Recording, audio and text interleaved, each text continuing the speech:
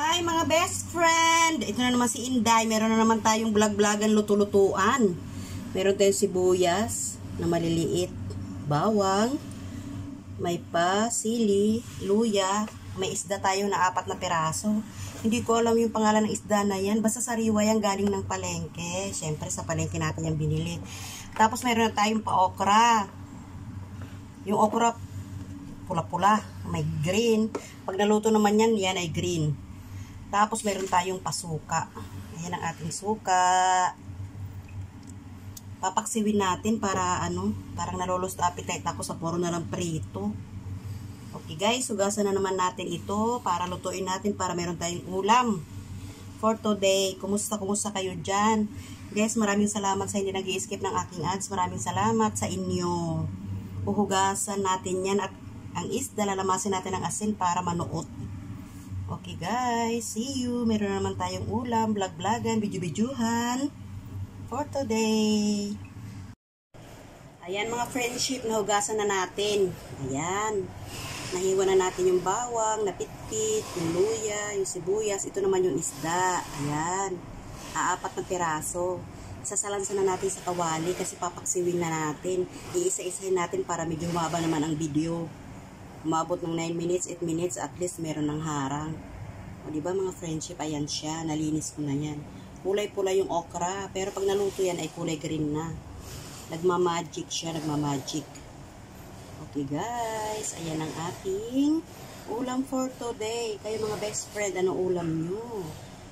Ayan na siya. Bongga. Sariwa yung isda, kaya masarap yan. Dito naman sa Hong Kong, ang isda, mga sariwa, mga buhay, gumagalaw pa sa malalaking aquarium. Diba? So guys, see you. Kakain na naman tayo. Vlog-vlogin ni Inday na palagi lang nasa kusina. Pasensyahan nyo na aking video. Alam nyo naman ang katulong, para-paraan, para makagawa ng content. Mga best friend, ito na yung ating kawali. Sasalansan na natin ang mga bagay-bagay. Isa-isa natin para humabang ating video. Hindi pa naka-turn on ang ating apoy. Ayan muna, gaganyanin muna natin yan. Sama-sama kasi paksiw naman yan. Ganyan. Tapos, sapin na natin ng sibuyas. Ayan. Tsaka, okra sa magilid-gilid. Ayan. Merong bilinggit na okra o liit-liit. Ayan o, maliit. Ayan, ganyan. Ganyan natin. Ayan, may sibuyas. Tapos ilagay natin ang ating isda. Alam mo itong isda, inasinan ko na yan. Ayan o yung asin. O lagyan natin ng konti ng isang sili doon sa ilalim. Tapos ganyan. Alam mo yung mga inchik, gusto nila yung pahalang ang paglagay ng isda. Ganyan. Pahalang-halang. Ayan. Ayan, pahalang-halang. Pahalang ba? Ayan. Tapos, ayan, 4 na piraso lang yan. Hindi yan madami. Tapos, ilagay na natin ang ating ayan, sibuyas, bawang.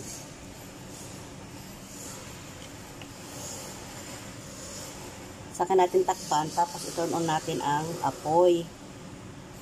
Ang ating apoy sa unang pag-on ay high fire. High fire. Yan ang ating sili para maganda sa ating thumbnail. Charot. Ito pa yung ating karagdagang okra. Ayan, diba? Yung ating okra ay kulay-pula.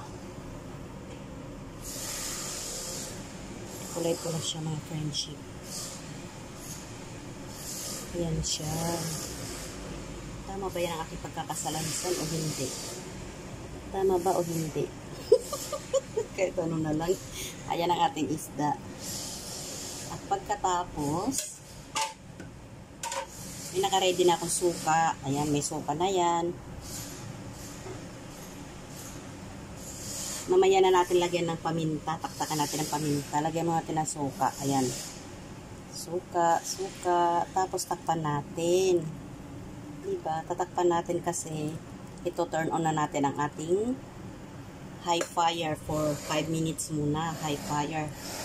Ayan guys. guys, ang ating vlog-vlogan, ang ating luto-lutuan na palagi nasa kusina. Pagpasensya nyo na kasi isa akong kasambahay. Hindi ako makagala, hindi ako makabuelo sa labas para mag-binidyo-bidyo at saka ayoko rin naman mag-dini off. Kasi sayang, binabayaran naman tayo ng bongga, o diba? Ang saya, kailangan lang maging masaya, mag-enjoy sa ginagawa para maganda yung outcome. Wow, outcome talaga. Okay guys, kukunin ko na yung takip, medyo nandoon sa kabila. Tapos, turn on na natin ang ating apoy. Ayan guys, ayan, ang ating paksiw for today. Hindi ko alam kung anong tawag ng isda na yan, basta meron yan sa probinsya ng Samar. Okay, takpan na natin at i-on na natin ang ating apoy. Ayan guys, nakatakip na yan, oh. Andun na siya sa loob. Ang sabaw lang niya, yung suka, at saka yung suka, nilagyan ko ng konting tubig. I-check na natin ang ating paksiw. Ayan ang ating paksiw. Takpakan natin ng paminta. Para masaya. Ayan guys. Ayan ang paminta niya mga best friend. O, bongga. Tapos yung sili natin, wag natin pisakin yan kasi magiging maanghang. Yung sili ay anik ko lang yung sili dyan.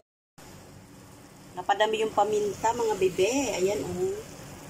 Yung sili, anik-anik ko lang yan dyan. Hindi yan talaga pang piga. Kasi ayoko naman ng masyadong maanghang.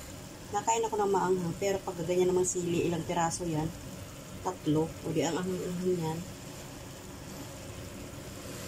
Guys, itong ulam natin for today. Paksiw inday na may okra. Ayan.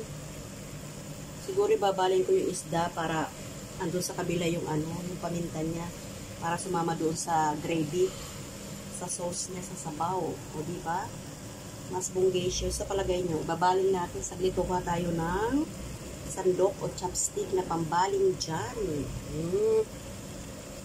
Kakain na naman tayo. Kamayan na naman tayo nito. O diba?